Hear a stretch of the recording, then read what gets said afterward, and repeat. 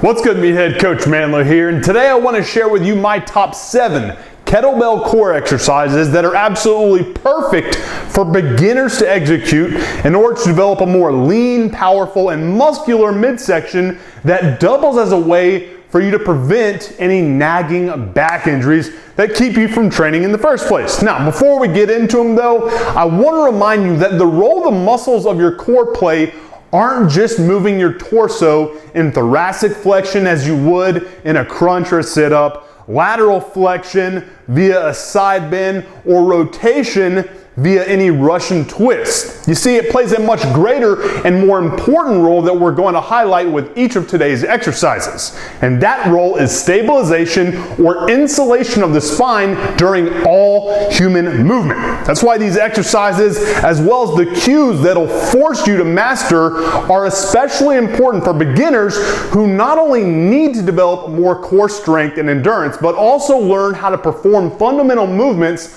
while remaining tight through their core so that they prevent any injury. That's why each of these single kettlebell exercises consist of very basic movements that place a large demand on your core via anti-rotation, anti-lateral flexion, and anti-thoracic flexion work that forces you to stay tight enough to keep that all-important neutral spine position. And understand this, as with all the routines you see me share here on this channel, each are designed to not just improve your level of powerful and pain-free performance, but also the way you look naked. So don't think with watching these that you have to choose between either performance or aesthetics. Each of these 7 exercises will improve both. Now, let's unveil each.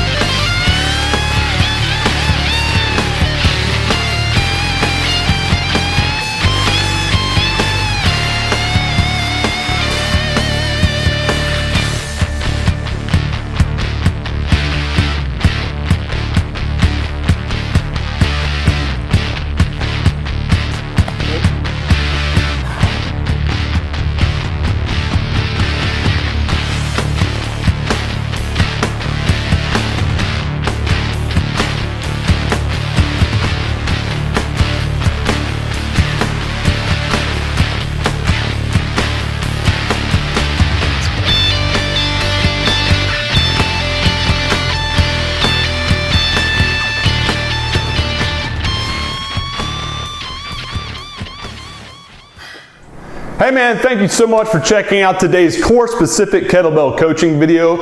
If after watching it you're looking for a little bit more clarity and are wondering where or how in your program to implement any of these 7 exercises, here's my input. For the more traditional offset isokinetic-based movements like the rows, squats, or deadlifts, I'd place those in the beginning of any routine the way you would any multi-joint movements given their more demanding and taxing nature, and then use the simpler to execute different carry variations at the end of any set as a way to extend it for more core strength endurance work. Just make sure that you constantly vary the ones that you do by rotating through them all as often as possible while also varying the weight and the rep range that you use. This will force more and more adaptations that whether you're a beginner or more advanced lifter, we all want and need. And hey, if you're still confused and got some more questions about what we covered today, just ask away down below in the comment section and I'll be sure to reply as quickly as possible with a fully functional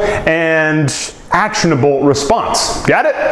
Awesome. Well, if you enjoyed this coaching and programming video and want me to share more like this in the future, then be sure to let me know by leaving a thumbs up so I know you're digging the content that I'm hooking you up with here. Subscribe to the channel and hit the alert icon so you're notified the second I drop new vids every Monday, Wednesday, and Friday. And if you're looking to shake things up with your existing fat loss routine and do so while shaving off a ton of the time that it takes to get the results that you want, then don't leave without grabbing your free copy of the Anabolic cardio plan I put together for you. To get it for free, just click on either the image that you see right over there to the right or the first link that you see down below in the description box and I will hook you up with it immediately.